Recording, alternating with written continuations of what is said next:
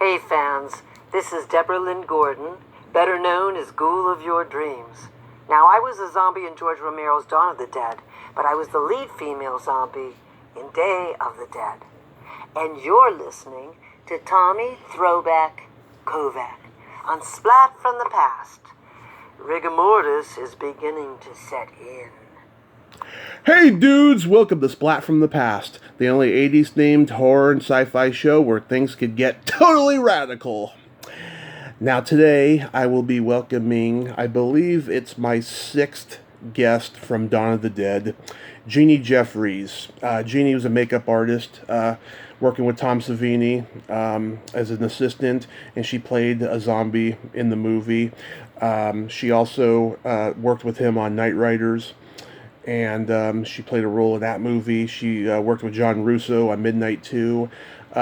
She left the business and got into custom jewelry. She wrote a book called My Journey.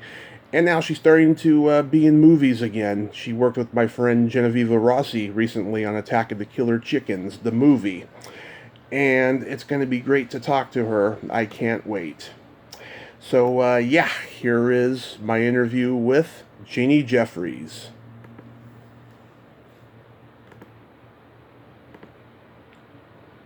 So, going back in time, were you on the trajectory of makeup early on in your childhood? Did you see something about me today? Somebody sent me a link. It was talking about how I got comfortable doing makeup. Did you just see that by any chance? No, I didn't. Because I saw it and I was like, wow, God, what perfect timing. Because it was talking about when I was a little girl, my Aunt Seal, who was married to my grandpa, he used to come and visit us for a little while, a couple weeks, probably in the summer. And anyway, Aunt Seal would always let me play makeup on her face. And that is absolutely 100% why I got so into being comfortable touching people. My Aunt Seal let me play with her face. I made her look, I'm sure, awful, but she always told me how beautiful I made her look. And I was like, I bet, yeah, right, go back. There were no back then, but is that what you meant? That by yeah, the word trajectory. Yeah, because I was reading that you were very tall in your class, and your parents thought you should be a model. Yeah, you were reading that, because that thing had that. It was like a Spanish thing today, just came out. Anyway, yeah, my mother always said because I was slumping and they were going to have to spend money on my hip. I was slumping because I was taller than my teachers in 6th grade. Yeah. And she sent me to, it was a school in Pittsburgh, although I think it's national, but it's called Barbizon, and they sent me there just to help me appreciate my height. But while I was at Barbizon, I was out kind of doing a couple little modeling things they send you on, and then, man, that started my career, standing on a street corner, doing something for computers. And anyway, it's like, yeah, my height helped me. But I didn't realize that when you're tall, it's like I have straight hair. I want curly hair. It's always, on the other side of the street. Yeah, I can. Nice to meet you. You're in California. Yes, I am. But and what time is it? It's 4:21 here in Michigan. It's 1:21 here. In a.m. Are you? Oh my goodness. P.M. In your beauty sleep, are you? It's P.M. over here. Wow, are the fires doing better there at this point? Yeah, and as a matter of fact, we have rain coming up, so then they will do much better when the rain comes. Absolutely, you think? Yeah. Oh my God, that and everything this thirsty. Yeah. Yeah. Yeah, you guys always get it. Yeah. We get the bad winters, but we don't have hurricanes, and we don't have fire ants, and we don't have the fires. And yeah. I was the tallest kid in my class too, so I can relate to you being tall. Oh, yeah, you're a big guy. I looked you up. I looked at your photo, and you look like I'm 5'10", or 5'3", almost 5'10". I shrunk maybe a little teeny weeny bit, but yeah. So how tall are you? I am 6'3". Oh my God, you're magnificent. Yeah. Now, how tall did you get when you were in the 6th grade? Were you like me? Like, kind of everybody made fun of you? Oh, everybody. I got in so many fights from the time I was in kindergarten all the way till like 8th grade. I mean, it was Your poor mother. insane. Your poor mother. Oh yeah. Oh yeah. It was pretty bad. My Oh, my mother was very feared by the board members of all the schools because she did not take shit from nobody, I will tell you.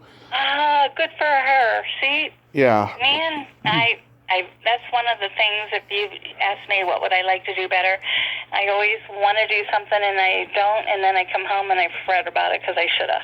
God, I love your mother. Hey, I'd like to hang with her. You do. People rub off on you, you know. Oh yeah, exactly. And she rubs off on a lot of people, I have to say. So are you born and raised in Pittsburgh? Yes. I was adopted, and I was born and raised in Pittsburgh, and I didn't leave until 1993, and I moved to Michigan, and here I am now. I mean, I miss Pittsburgh, but half my friends have either passed away or moved on. That's why I like going back for conventions, you know, because Tommy is that's my home. Yeah. Yeah, I was born and raised, and I left in '93, and now I'm here, and there's so many really cool advantages, and you know, it's just leaving my friends and my family and stuff. Although almost everybody's all gone, it's really crazy when you think about it. Ugh. Oh yeah. Gosh, yeah. Yeah.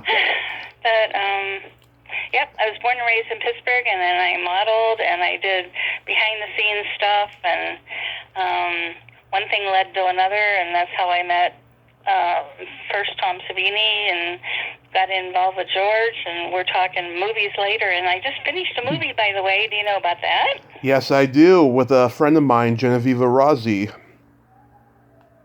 Who? Genevieve Rossi is it Attack of the Killer Chickens? Well, forgive me, because the name's just not clicking for the second, but so you know about the new movie that's coming out by this person? Yeah, Attack of the Killer Chickens, the movie. Is it that one? No. Oh, God, no. That's why I don't know what you're talking about. No, this is called The Spore. This is called The Spore. Okay, this is an IMDb flubber, so I apologize for mentioning that in the intro. I'm sorry. Well, it's okay, because I wasn't hearing you, and it wasn't computing, but, Yeah, because she's a friend of mine, so I was just like, wow, she's working with Genevieve? That's so cool. So, okay. Maybe someday. Maybe. Thinking. Yeah. That movie I just finished right before the virus hit.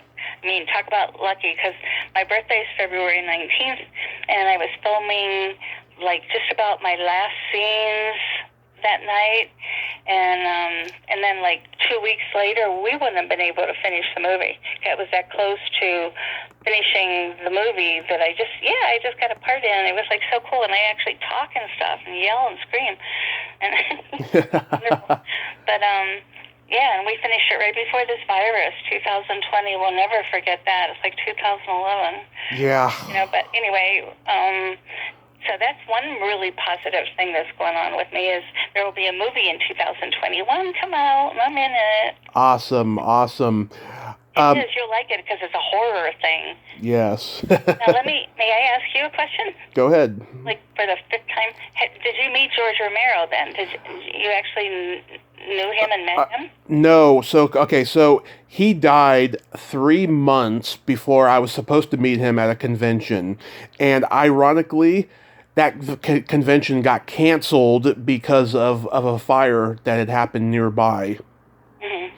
And so I was devastated, but I have interviewed 6 people from Dawn of the Dead. I've interviewed several people from Day, Night, Riders. The Crazy. Night Riders. I saw you, Patty Tallman. You did her. Yes. I love her. I did her makeup in Night Riders. I just loved her. I worked with her every day that she was working. I worked because I did her hair and makeup, and she. I just absolutely adore her. It would be fun to see her again at one of these conventions because I haven't seen her. I love her. She's the ultimate tomboy. Yeah. I love her. She's a doll. She always was. I'm glad to hear she hasn't changed because it's been since Night Riders. You know, I think since Night Riders that I've seen her. Yeah. I don't think she and I have seen each other since. If it is, I was blocking it somehow. But no, I don't think I've seen her since then. So I would love to.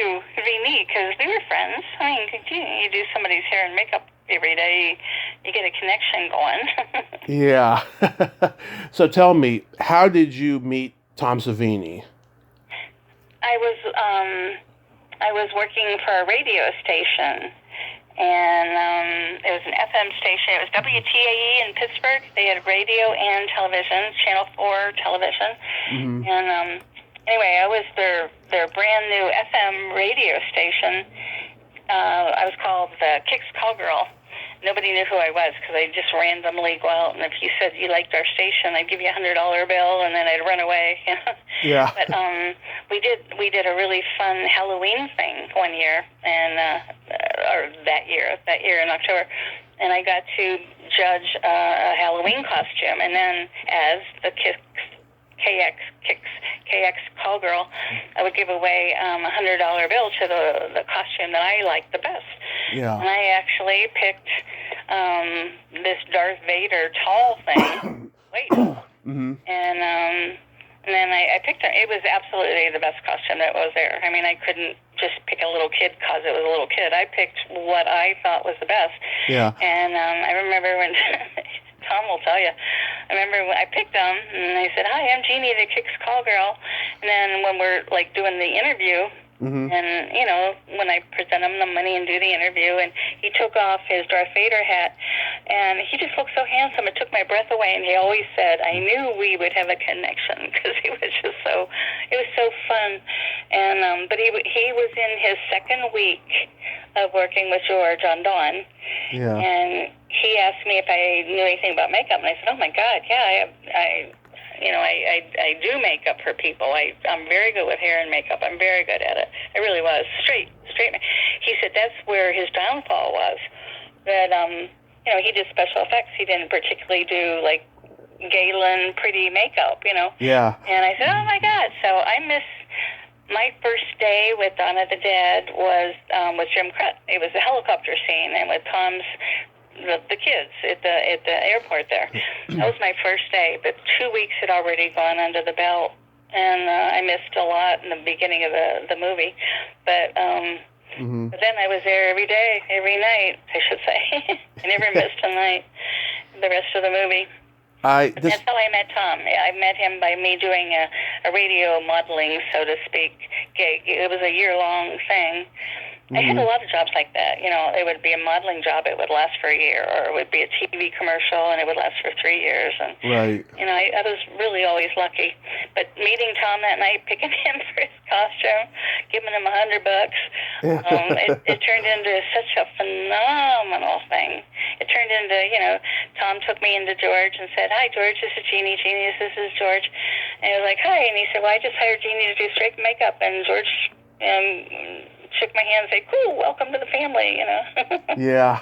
Yeah, I mean, I'm sorry you didn't get to meet him. Yeah. He was, everybody will tell you, but I mean, it's just like genuinely to me, to my heart, George is one of the kindly, lovely, friendly, talented, just genuine gentlemen. Yeah, that's what I heard. And I've interviewed. Oh my God, it's true. It's true. I've also interviewed his second wife Christine and his third wife Suzanne. Oh, did you? Oh, I love them both. I have stories with Christine because, God, I knew her so well, and I mean, they were cool. I mean, I even knew when they had a guinea pig, and I was volunteering at a pet store, and she brought their guinea pig one time for something, and it was like, I mean, even behind the scenes fun stuff that nobody would ever know. And then Sue, I just love Sue's. Sue's is so. I just joined their newsletter. Mm-hmm. And she wrote a lot of it. It's like, very well-spoken woman. She's lovely. Yeah. And Jimmy, my husband, Jimmy and me, I forget where we were at the moment, but we were out of town, and George and Suze and Me and Jimmy and a whole bunch of people. The Reverend was there. I mean, a whole bunch of us were there for a dinner one night. Yeah. Had to do with some show. She's lovely.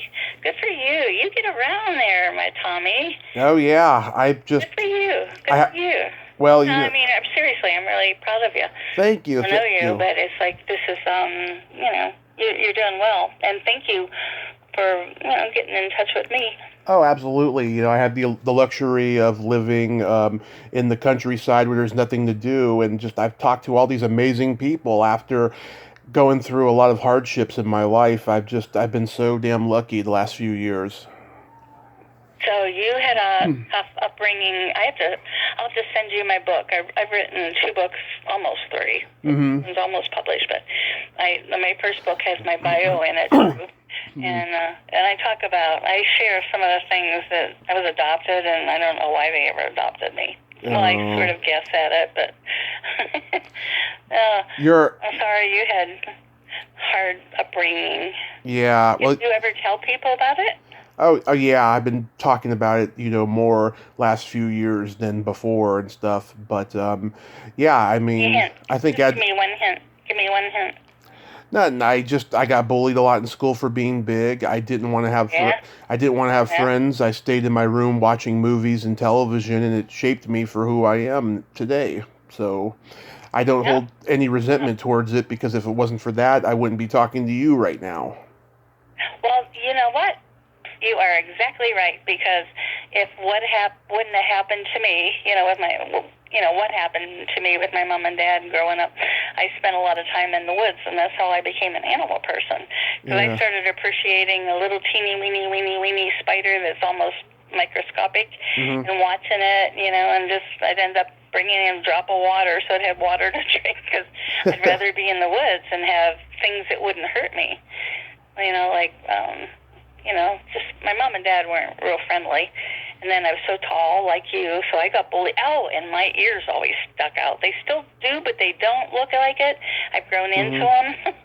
But my mom used to put me in a tight ponytail, and all you'd see is this tall, lanky, skinny, very lanky, skinny, lanky girl with blonde hair, no eyebrows, because they're so blonde at that point, and ponytail, and these ears just stuck out. Oh, it was just horrible upbringing. Yeah, I got picked on morning, noon, and night, coming and going. Yeah. Me too. But it made me look at that. I got into being a model, and I was lucky to be very, very photogenic. I mean, I still am. I'm going to be 70 years old in February. Get that?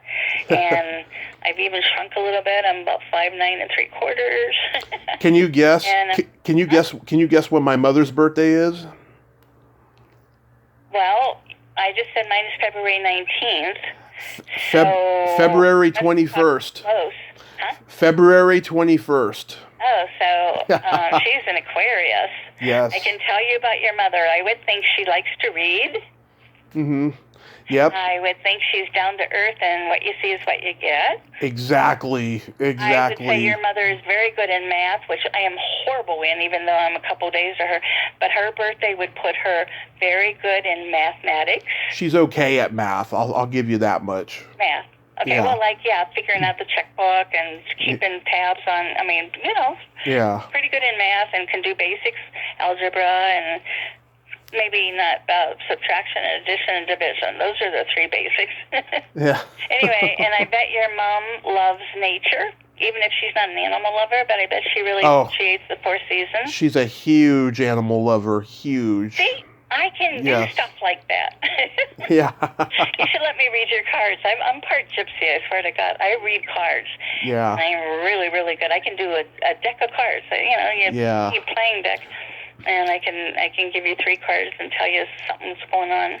Well, let me ask you more about the movies, and then we'll get to that, okay? Are you editing me? No. I'm just saying. I have so much I want to ask you. That's what the people are interested in. I'm just. It's okay. This is free-form conversation, but Dawn of the Dead is a very special movie to me because I watched it a lot after my grandmother's death, along with Day of the Dead, because when I was growing up, these movies were not on cable. I saw Night of the Living Dead. I saw Night of the Living Dead all the time because it was in the public domain, But I didn't discover these till I was like 19 or 20, and they're very special to me. And what I'd like to know is, I mean, it had to have been a chaotic shoot. Chaotic, and what do you mean by chaotic? The word chaotic to me means nothing like the shoot. We had restful, wonderful, lovely, calming times. It was wonderful shooting. Mm-hmm. I don't think chaotic enters into it. Because it's such a chaotic movie. So much stuff is going on at once. I mean, I can just look at it and go, God, they must have been so exhausted at the end of that day, Remember now, honey, a lot has to do with editing. Yeah. No? I mean, Mike Gornick he's just a phenomenal cameraman. And a lot of it has to do with editing, but I don't think chaotic to me means that it could be stressful at times, and I guess so let's just say that on that level, that chaotic to me means stressful. I never found one single day working on Dawn of the Dead night, I should say. Mm-hmm. One single night working on Dawn of the Dead was ever chaotic, stressful, ever. It was fun. It was always fun. Yeah. So I just don't agree with your chaotic thing, and forgive me for that, but it's just an on-screen thing. You're right, though. It was busy. Everybody always had something to do. They were always in their places. A lot of beautiful organization was going on, but it was never chaotic to me. That word bothers me, and I don't even know why, because it wasn't. It wasn't. Yeah, I don't mean in a derogatory kind of a way. It's just, yeah, I just... You didn't, but that's how I took it. And it's like, man, yeah. None of that. It was like fun. Although, to this day, I get nervous walking in the dark up my backyard. It ruined me. It's like, I'm always looking around. There's got to be a zombie, It's just, I was like, that part of the movie has still ruined me. Probably always will till the day I die. Yeah. Zombies. Yeah. George was what a genius, huh? Yeah. What about filming your scene in that car? In the what? In the car. What car? I wasn't in a car. Not on the Dead. You mean the truck? Yeah, the truck. I'm sorry. I'm sorry. Yes, the truck. We're on air, right? We are on there. Well, you're going to hear about that. Sorry, I've been drinking. What do you want to know? Like how many takes did you have to do? And was it a mess? When I was approaching? Yeah. Okay, I was approaching, and right off the bat, before I'll tell you this, behind the scene information, but as Tom did my makeup for the beginning of the scene, where I was going to approach the truck and attack Scotty, George came out and said, "Nope, she's still too pretty," and he made Tom take me back to the makeup room, and Tom had to make me uglier, because apparently it wasn't enough, and not what George wanted. So that started it, and I don't think I've ever told anybody that. Maybe I have, but I don't remember. But anyway, that was like an unknown fact that was kind of fun. So Tom laughed, and he took me back and made like a little more blood around my mouth or something. But and then I had to approach the truck, and then I had to do my scene, and then I had to get out of the truck and get my huge face makeup mask on and redo the whole scene, and I was blind. I was totally blind when I did the second scene. I had fake eyes. And so it was just real interesting doing my second scene totally blind, and they had to help me up the steps of the truck, and then I did my thing. It was fun. I don't know. It was just fun. It was different. Didn't think about it. Didn't know anything about it. George all of a sudden said, "Jeanie, I want you to do a scene for me." And I was like, "Yes, sir. Okay." I was like, "Okay." Just like he did in Night Riders. I was director of makeup for that movie. Yes. And did makeup in my own special effects. And I did it all in Night Riders and had assistants. I had two wonderful assistants. But same thing. He said, "Hey, I have a scene for you." I was like, "Okay." He gave me a choice of two, actually. And I turned down the one, and he gave me the second scene. So George was he was like a friend. It's like if you and me, we're at a party and we made friends, next time we'd see each other. Yeah. I might make you a bracelet, or you might, give my cat cat food, or he was just nice. George was just, this can't go away from being George. I know you're calling me about my scene and stuff, but it all has to go back to him, I'll tell you. Yeah. None of us, well, I didn't realize, let me just say me, none of us. I never realized Dawn of the Dead would be so famous, and so many people would have loved it. To me, it was a project, because I always had jobs, and they tended to be weeks or years long. They weren't just a day-by-day thing a lot of times. And I never really thought about Dawn of the Dead, how wonderful it really was. Yeah. Well, I never saw the movie, remember? You're working on it. And to me, it was just another wonderful project. But George was he and Mike and Tom and the actors, the main crew and cast. It was just one of my most fun projects. Oh, that's so great. But on Night Riders, did you get to interact much with Ed Harris? Oh, hon, I was his only makeup person every single day. I was the first one. He would wake up in his hotel room and go to the bathroom and brush his teeth and take a shower, and he'd come to me. And I would do him, and he was Ed Harris when he sat in the chair. And when I was done with him, I was almost an asshole because he was such a method actor. Yeah. He was Ed Harris. He was the king. I mean, it was just like I knew him in his skivvies and freshly brushed teeth, and he hated makeup. He did not want makeup, and so we started off not as friends. He was adamant, I'm not going to have makeup. And I said, you need makeup. You have to. I have to do this on you. It's my job. But I always promised him, I said, you'll never look like you have makeup. You'll just look like you've been out in the California, somewhere sun. And I never did. I never made him look like he had ever makeup. And I made sure I gave him a little head massage, but he never really liked me, I don't think. I never felt like he liked me very much. Seriously, I worked with him every single day. I mean, I was the closest to him of anybody except for George and Mike, because I did his makeup. I coached him every morning or afternoon, whatever his call time was. I was the one that dealt with him every single day that he worked. I did it. I did the blood. I did the cut. It was all, I knew him very well. But I don't think he ever liked me, and it always bothered me, but there wasn't a damn thing I could do about it. He probably wanted the other head massage. Oh, God. Oh, my God. You never know. Oh, see? You never know. Probably not, because he didn't like me. It's when you like you want to... No, I don't think so, because I know he didn't like me. I mean, when somebody likes you. Yeah. I would have thought he liked me, but everybody else seemed to like me. Yeah. I think he ever did. It's an oddity of a movie. It's definitely a passion project for George, because, I always knew about Civil War reenactors, but never Camelot reenactors, especially on motorcycles, Oh,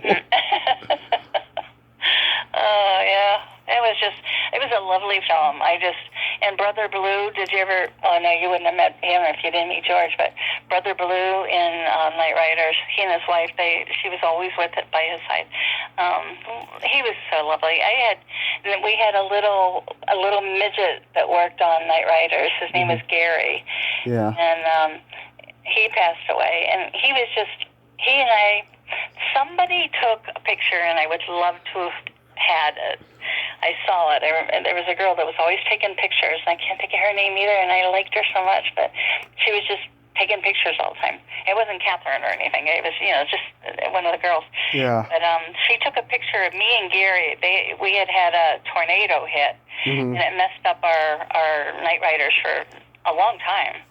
So they rebuilt everything and restored everything. But she took a picture of me and Gary in our clothes. Yeah.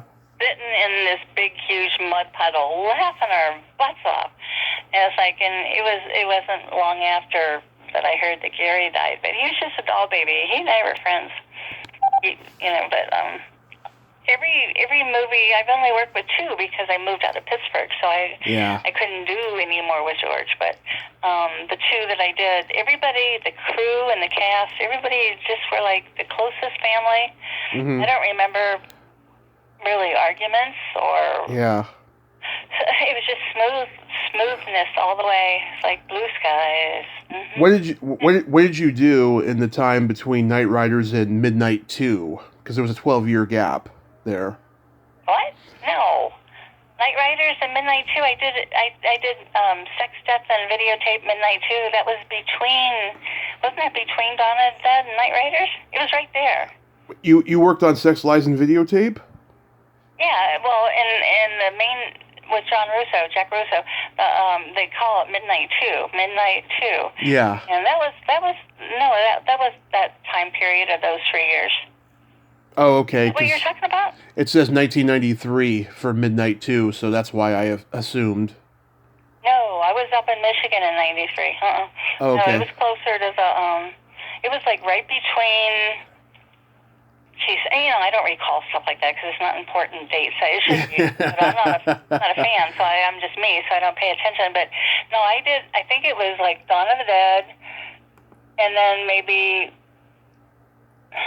Night Riders, and then Midnight 2, or even Midnight 2 was so close, it could have been in the middle. I mean, we're talking right in that time. Midnight, well, Google it. Do you have a computer? Yeah. Google it. Midnight it's 2, not John important. Russo. It was like 99. Yeah. No, it's because like I said, I moved here in 93, and my career totally cut off. And that's interesting, too, because I had no idea Dawn of the Dead had taken off. I moved here in 93, was living my life, and then all of a sudden, I don't know, it was like I was where I was working. One of the nurses said, you should discover Facebook. So I discovered Facebook, and I got on, and I think it was Joe Shelby. He said, oh, my God. He was like swearing up and down and mad at me. He said, we thought you died. You just disappeared out of Pittsburgh, and we all lost contact with you. And honest God, nobody, you all right? We're in it. And they were blah, blah, blah, blah, blah, swear words. Yeah. So then I realized it's like, oh my gosh, the blonde zombie in Dawn of the Dead, and George Romero is such a beloved. People are in love with him so much and that don't even know him yet. Yeah. It's like, oh my God. And I had worked with them, and I never realized I had a fan club. It's like, seriously? Yeah. I think a lot of us think that when you're in stuff, it's like people are that interested. And I was like, yeah. Oh, Pete, I had no idea. See, I have to share something. My friends in Pittsburgh, or Michigan up here, my new friends, all these new friends, they could care less about any of the movies I've been in. They could care less that I love raccoons and help rehab them. They could care less in a lot of the background that I've had. They only know me now as an older lady that just is kind of quiet.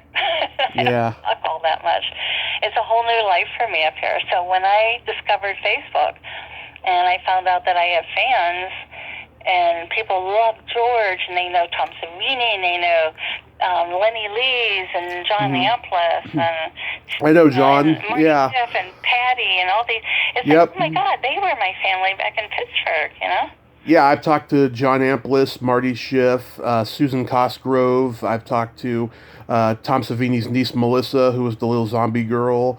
Yeah, they're all wonderful people. They're great people, you know. Absolutely. So who do you need? And I can tell them to trust you. Who do you want? I really want Sharon Hill. Oh, okay. Well, then, if you get Sharon, you got to take Joe Shelby too, because they're tight knit. They're really good friends, and they're both. Joe's one of my oldest, dearest friends, and he keeps in touch with Sharon.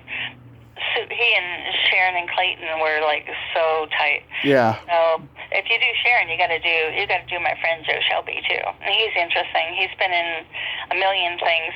He got me involved with Lorenzo's Oil. He was like. What was he doing? He was doing casting a little bit in the Pittsburgh side for Lorenzo's Oil. And I remember he called me and got me involved with that. So, we're all connected. We all have these... Do you know Trudy Gray? Yeah, She's a biker lady, right? Yes, I would also like to talk to Well, her I never too. did her makeup, of course. I was always doing Ken's or somebody's makeup while they were doing their bike stuff. But yeah, there's a picture of all of us together. I'll just send you that. I don't have one, but I mean, I can copy and paste it. But there's a picture that somebody took of us, and there's tons of us in that photo. Yeah. George wasn't in it. I don't think Suze was in it either, but there were a ton of us anyway. And she's in the front line of it. Actually, I'm thinking of another photo. There weren't tons of us, but I think it was Joe and Lenny and there were a lot of us in it. Anyway, Trudy's right in the front. Yeah. Some people thought I was her, and I was like, no, I'm way taller than her. Yeah. My hair's a lot shorter.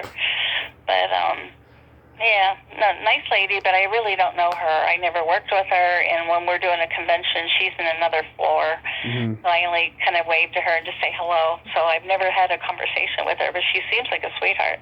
Okay, well, I'll be happy to talk to your friend if I can get Sharon. That'd be great. Well, let me write this down right now. So I will work on this. So we want Sharon, Sharon, and then I will contact Joe. Why don't you are you friends with Joe Shelby? I don't even know who he is. Okay, well, that's your homework. I'm not even going to tell you. But he's been in every movie, tons of movies, and played parts. He was in Dawn of the Dead, and he played a couple different parts. So he's somebody you want to know. So I probably know him by face. Yeah, I probably know him by face. And here's a really sad story. The day that I decided I was going to reach out to Joe Pilato was the day he died. I was devastated.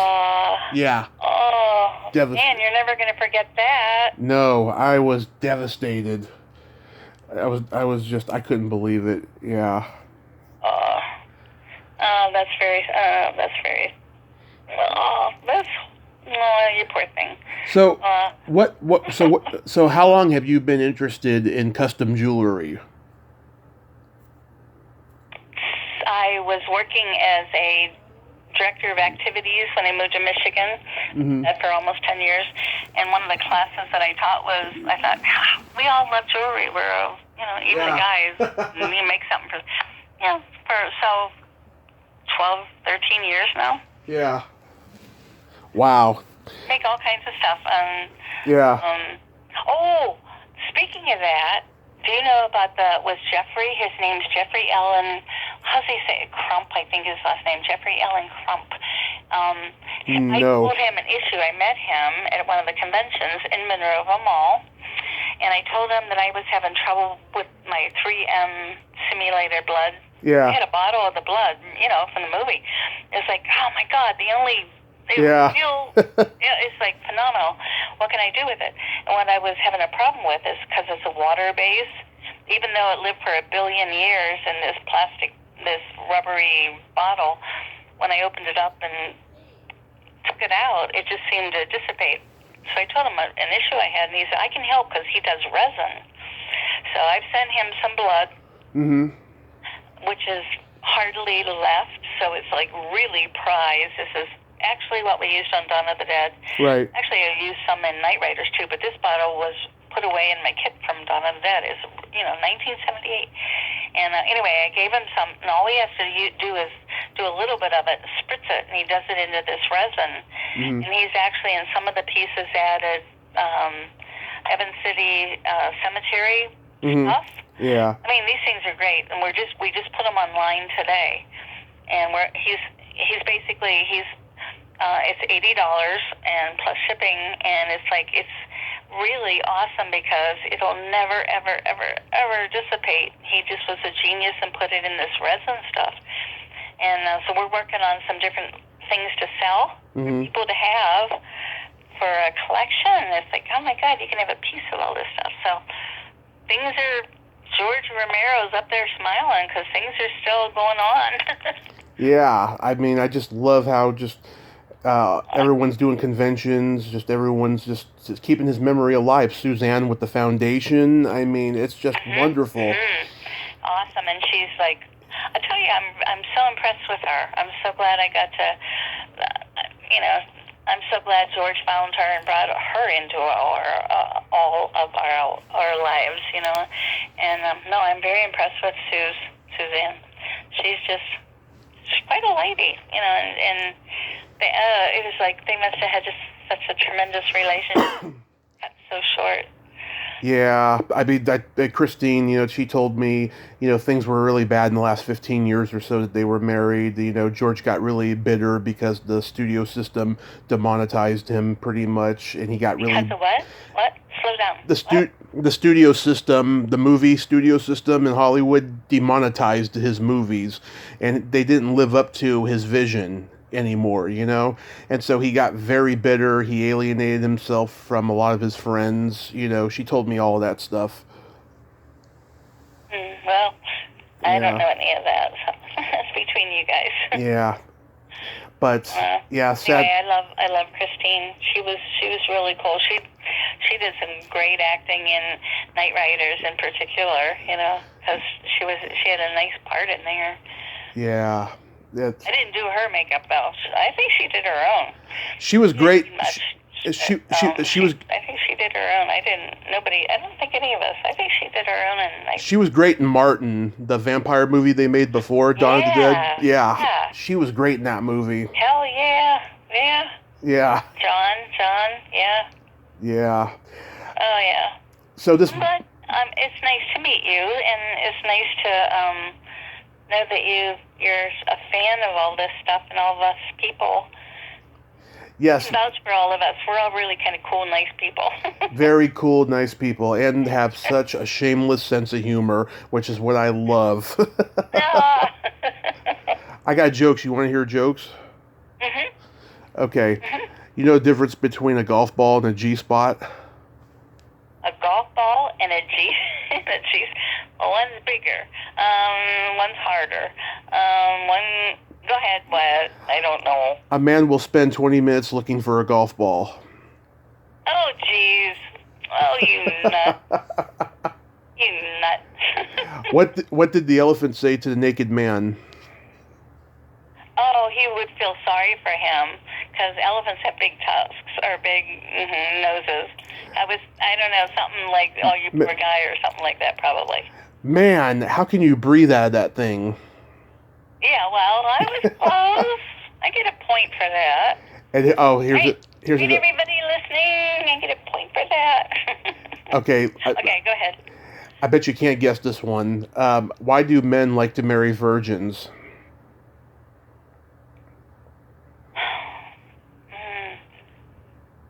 First thing that comes to my mind is no baggage, and I know that's not what you're looking for. Okay, I don't know. Because they can't stand criticism. Well, okay. See, I get a half point for that. Before... What joke can I tell you? About your book, My Journey? What? You're going to talk about your book, My Journey? My Journey? Oh, that's the book that my raccoon wrote. That's my second book. Okay. My raccoon wrote that one. It's a darling children's book. It's illustrated by some really good illustrators, and it can be a coloring book, but that's awesome. That was published. Coloring book. Burning Bulb Publishing, if I got that right in my head. But yeah. In my first book, Indie Bear, it's expensive because there's so many color photos. I lose about 2 pennies for that book. It sells for 30, but I wrote the first book.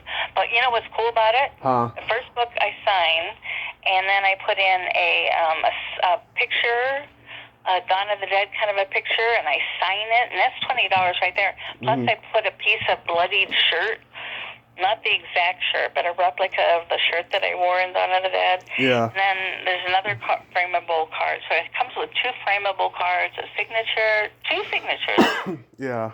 So, bless you. Thank you. Sneezed? You. No, I coughed. You have COVID, do you? No. Okay. You have a cold? No, I stress cough a lot. Are we still on the air? Yes, we are. I have to check in every once in a while. Okay. Well, hi, everybody. It's time to wash our hands, I guess. Have a drink of water. Hey, clean out your belly button. Well, Jeanie, Tell me, Tommy, what is your audience? What is your main audience age? Probably like 30-year-olds who still live in their parents' basement, downloading scripts and trolling. Love it. And also, all my friends. And a lot of You know? my podcast guests who are in the public eye are subscribers to my YouTube channel. It's wonderful. Yeah. So, okay, I have to come up with a dirty joke then, because it would be, no, it wouldn't be, I should be a lady, I should not. How about we end this playing my secret silly game? We end this on a super silly game, is that what you just said? Yes. On a super silly game. It's five. Okay, I'm game. It's 5 questions. Pardon the pun. This is a series of silly slumber party questions, and how this works is, I ask you the question, you answer it, and then you ask me the exact same question, and I answer it. That's not fair. You're all practiced up. Did you do this to Patty? I've played this with, over 700 women. Okay, so it's safe. All right. Why don't you wash your hands? Oh, okay, go ahead. Okay. Okay, first question. Are you ticklish? Yes. Are you ticklish? Yes, very ticklish. Is your belly button an innie or an outie? Oh, a big innie. I have a beautiful belly button. Let me just say, when I was thinner and modeling, I probably had the most beautiful belly button in any woman on the planet Earth. Love it. Really lovely. Yeah. Love it. So there, I'm going to brag about it. It was really pretty. Yes. There'll be a picture out there somewhere. That could be worth some money, huh? Yeah. I might. Okay, go ahead. I have a deep innie. It used to be pretty, and then after my accident, it's got scars all around it and stuff. It's not as pretty anymore. What kind of accident were you in that would cause that? A major car accident. Oh my God. Had a heart attack, broke my leg 7 places, crushed my sternum. I should have been dead. I was in a coma. It was pretty bad. Oh, Tommy. It was only 5 years ago, too. That's not that long ago, so you still hurt. Yeah. Can you seriously, can you tell, like, a rainy, damp day and stuff like that? Can I tell what? Can you tell, like, when it's a rainy, damp day? Of course I can. Yeah, I'm not surprised. Ooh, 5 years ago for injuries like that, that's not that long ago. Yeah. Okay, go ahead. What color are your toenails painted? They are, and I did them yesterday. I cut them and filed them and took a bath and then they are like an orangey red. Nice. And you gotta ask me?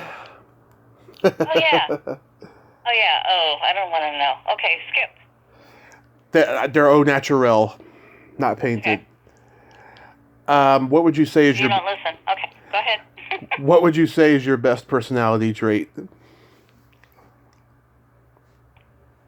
My best personality, I'm extremely friendly. Yes, you are. I agree. Cheers, thanks. Of course. And then for me, my sense of empathy and that I have no filter. Empathy and what? No filter. Oh, my God, no filter? No.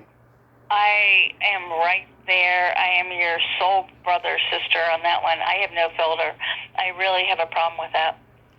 Yeah. I really have a problem. I have no, oh my God. Let's PM each other about that another time. Okay, next question. And then the final question, which is also my favorite question, is there a stinky smell that just makes you gag?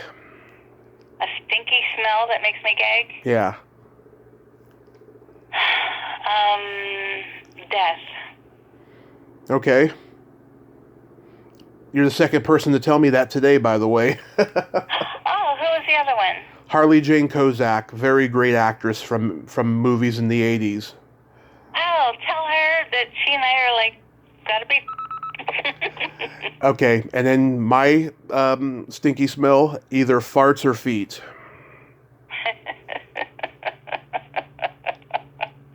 Oh, you poor guy.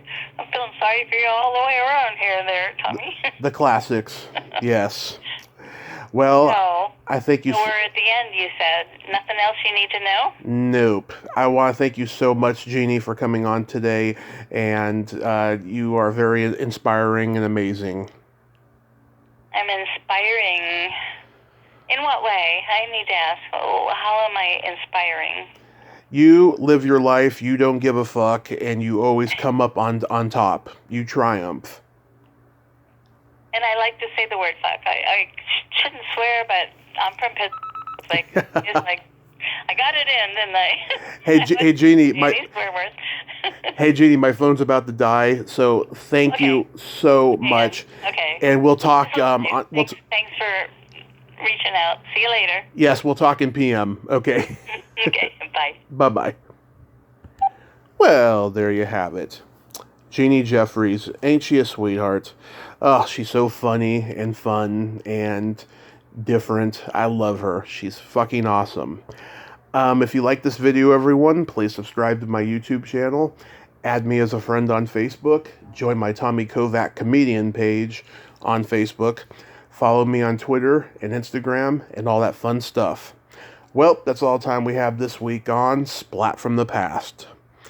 Until next time, this is Tommy Throwback Kovac saying, there's no shame in living in the past, because the present sucks. Later, dudes!